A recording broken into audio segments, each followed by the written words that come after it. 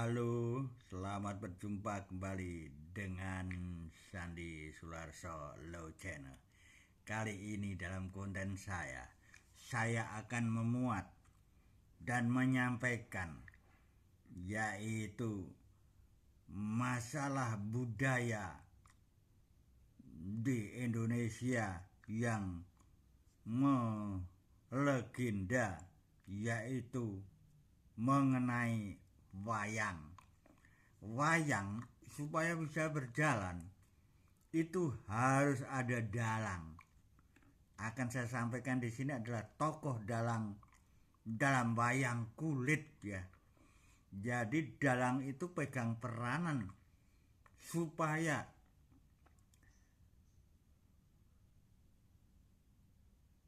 perjalanan wayang itu dapat berjalan dengan baik sampai pada selesai.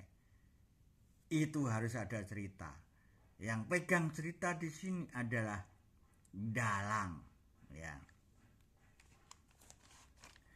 Dalang itu sendiri itu dari cerita dari nenek moyang kita, bahwa dalang itu seperti cerita boneka yang diceritakan dalam pasamuan yang disajikan, di mana dalang itu berperan untuk menyampaikan ilmu ya yang dia punyai. Otomatis di sini berlebih dengan masyarakat penonton, apalagi itu zaman ratusan tahun yang lalu.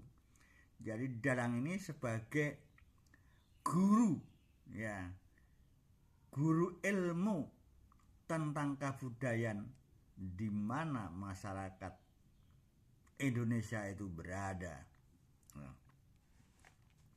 Dalang ini merupakan pemegang peran dalam jalannya wayang dari cerita tersebut ya.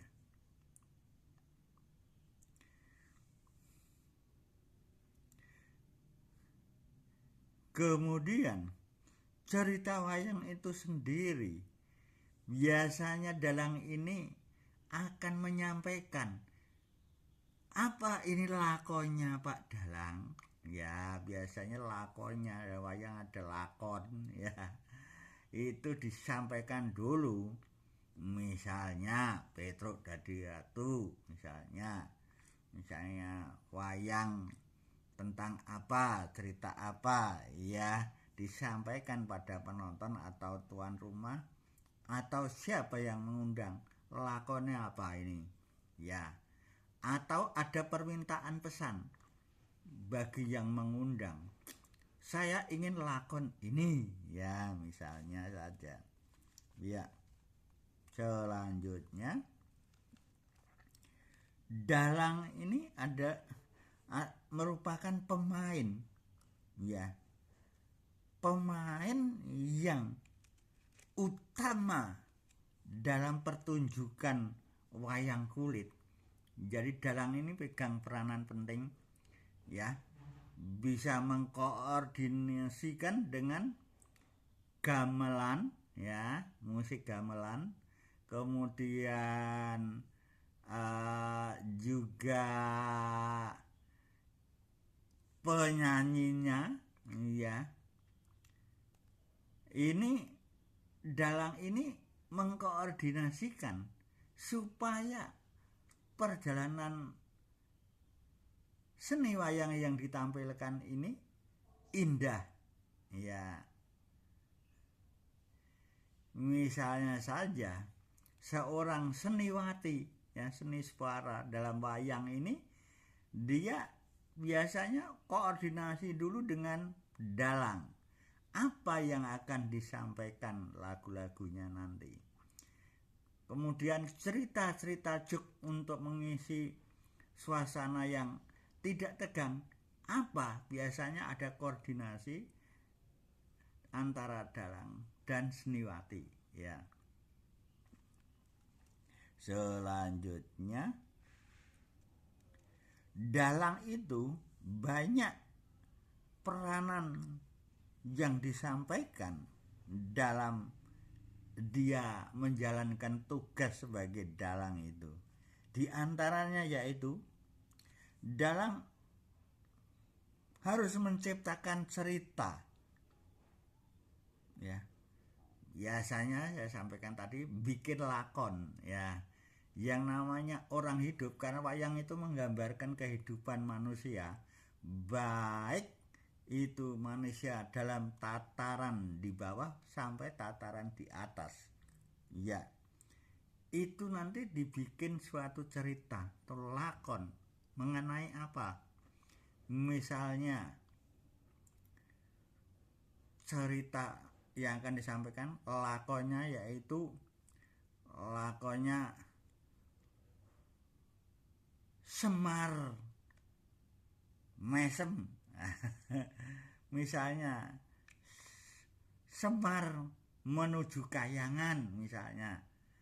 Ya, apa cerita yang akan disampaikan oleh dalang itu, tetapi menggambarkan cerita daripada wayang yang disampaikan dari awal sampai selesai. Yang kedua, bahwa dalang itu adalah pencerah. Dalang itu pencerah. Pencerah dalam memimpin pertunjukan itu. Pencerah apa? Pencerah ilmu. Ilmu apa? Tentang kemasyarakatan.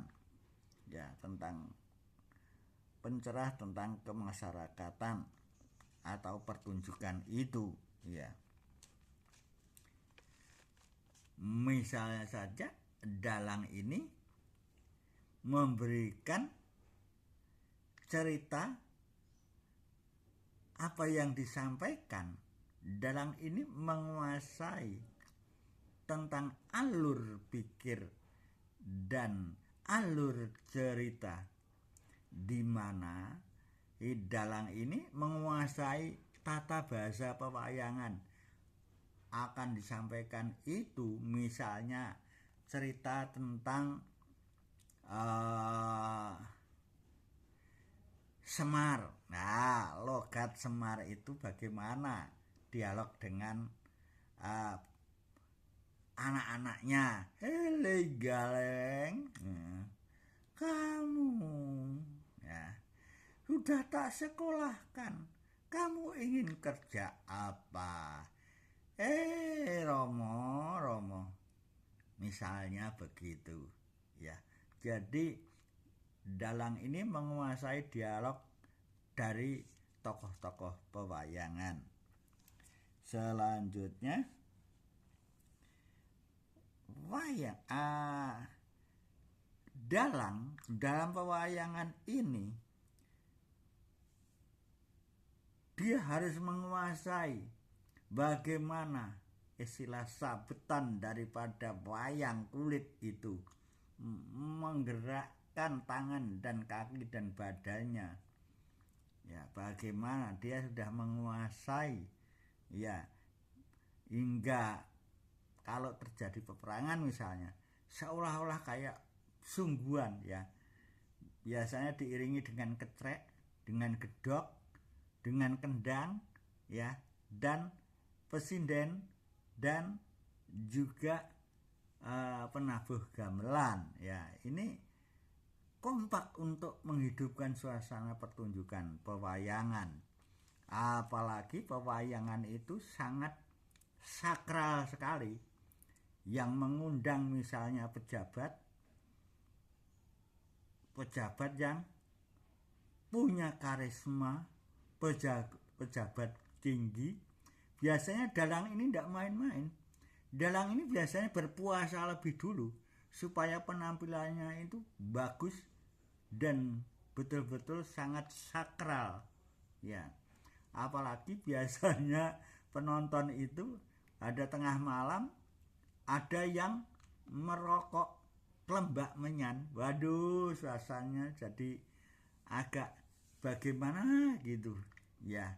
Tetapi memang dalam pertunjukan wayang ini sangat sakral sekali zaman dulu sampai sekarang. Karena apa? Karena Siang Ngundang ini mengharapkan dalang ini akan mengemas secara lahir batin dalam bekerjanya yang mengundang, dalam hal ini pemimpin pemerintahan misalnya, bisa berjalan dengan baik, lir sambikolo. Ya, itu biasanya dalangnya berpuasa lebih dulu supaya ada karisma lahir batin yang ada di dalam tubuh si dalang itu sendiri ya. Jadi dalang ini punya kekuatan lahir dan batin, biasanya dengan prihatin, biasanya dengan puasa. Kalau zaman dulu biasanya ada kedung kali, biasanya dalangnya kungkum di situ ya. Kalau itu ada kali tempuran, biasanya dia akan bertapa di situ untuk meningkatkan karisma lahir dan batin supaya apa yang disampaikan dapat, istilah saya, tumus atau sampai kepada penonton atau rakyat yang ingin dituju dalam wayang itu sendiri. Selanjutnya, dalam pertunjukan wayang itu jadi ada sinergi antara wayang, pesinden, gamelan ya. Ini ada sinergi ya. Apa yang akan disampaikan nanti jam sekian ya. Biasanya si dalang sudah koordinasi dengan pesinden, dengan penabuh gamelan, jadi sangat kompak sekali. Selanjutnya, dalang ini juga akan menyampaikan apa yang disampaikan itu tidak hanya yang disuting dari belakang si dalang ya, ada kamera syuting dari sini kiri kanan, tetapi juga di belakang layar. Di belakang layar ini gambarnya biasanya hitam putih, itu juga akan bisa disyuting untuk dilihat. Kadang-kala ada penonton yang suka di belakang layar kayak kehidupan, tidak mau tampil ya di depan, tapi maunya di belakang layar. Ada. Bisa juga dalang ini. Kalau dalang biasanya dia selalu di depan layar ya. Tetapi dalang ini selalu menciptakan suasana-suasana ya. Ada suasana yang tidak mengenakan ya. Dalang ya yang menciptakan misalnya huru-hara. Dalangnya siapa ya. Tapi ada dalangnya siapa, ini kok berhasil baik lah, ini bisa ya. Ini lihat situasi dan kondisi. Selanjutnya, dalang itu menyampaikan cerita, dialog antar tokoh wayang ya. Jadi tokoh wayang ditancapkan itu ya di depan layar itu, kemudian ada dialog di mana dalang ini harus menguasai karakter yang akan disampaikan itu, suaranya bagaimana. Selanjutnya, dalang juga harus bisa gamelan, harus bisa musik ya, harus bisa nyanyi ya. Pesinden nyanyi ini dalangnya juga bisa ya. Ini akan lebih bagus ya. Apalagi pesindennya ini suaranya bagus, wajahnya cantik, apalagi yang akhir-akhir ini ada presiden yang datang dari mancanegara, wajahnya cantik ya. Ini sangat akan menarik bagi para penonton, juga punya karisma yang bagus, apalagi presiden-presiden itu mau prihatin secara lahir batin, akan lebih sakral lagi. Selanjutnya, dalang itu punya ciri-ciri ya, antara lain yang pertama memiliki pengetahuan yang pandai, yang lebih ya, memiliki pengetahuan yang luas ya, memiliki pengetahuan yang luas. Kemudian yang kedua, dalang harus mampu memberikan cerita pencerahan ya pada penonton ya. Apa yang disampaikan ini harus sebagai ilmu buat penonton, jadi bisa lebih cerah. Kalau itu misalnya ada pesanan dari yang mengundang, apa tujuannya? Misalnya yang mengundang pejabat, saya menginginkan masyarakat seperti ini, jadi ada pencerahan buat masyarakat yang dipimpinnya. Selanjutnya yang ketiga, dalang harus mampu menyampaikan ya, dalang harus mampu menyampaikan suara karakter dari wayang itu sendiri yang dimainkan. Karakternya harus dikuasai oleh dalang, jadi bisa dipahami oleh para penonton. Misalnya Werkudara, Tole ya, Janaka ya, misalnya suaranya bisa agak besar misalnya. Dan selanjutnya, suara penekawan tadi dikuasai dan lebih baik bisa memainkan yang sebagai timbeknya dalang itu, yaitu musik ya, gamelan, lagu-lagu presiden. Ini baik, dalang ini harus bisa menguasai, kalau bisa hafal lagu-lagunya, cengkok-cengkoknya harus hafal ya. Selanjutnya, dalang itu bertugas membeberkan piwulang kepada masyarakat penonton. Dalang adalah seorang yang harus mampu memiliki berbagai kemampuan. Jadi dalang ini harus ahli ya, dalang ini harus ahli tentang berbagai ilmu tentang kehidupan manusia ya. Selanjutnya, biasanya dalang ini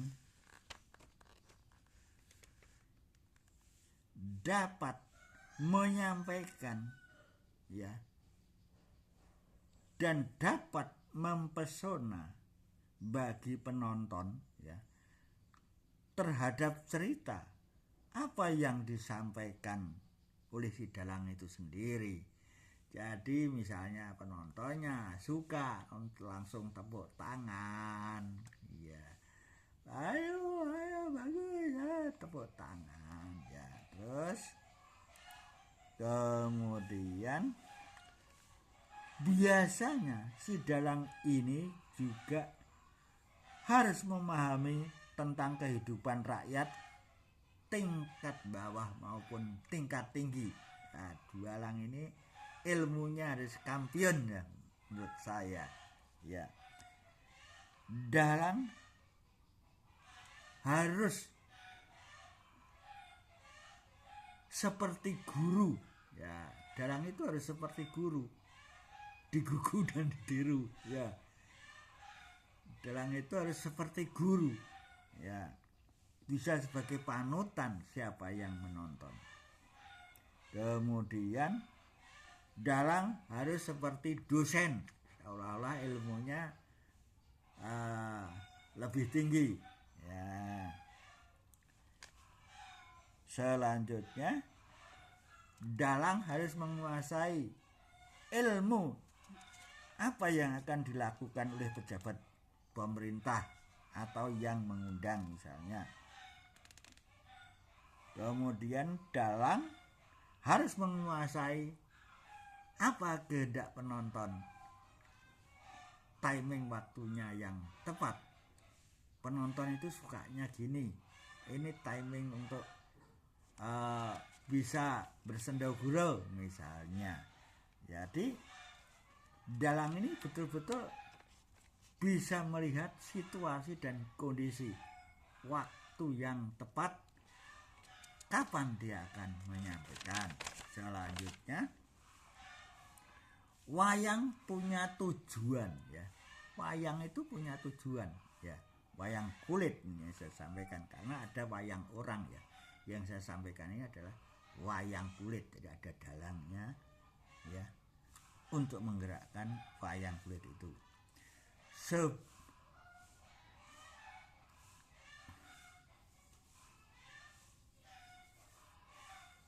Dalang itu sebagai media ya, sebagai media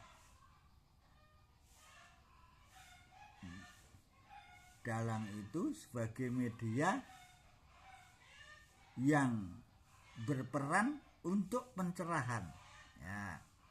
Kemudian yang kedua, dalang itu sebagai media untuk menciptakan hiburan ya. Kemudian yang ketiga,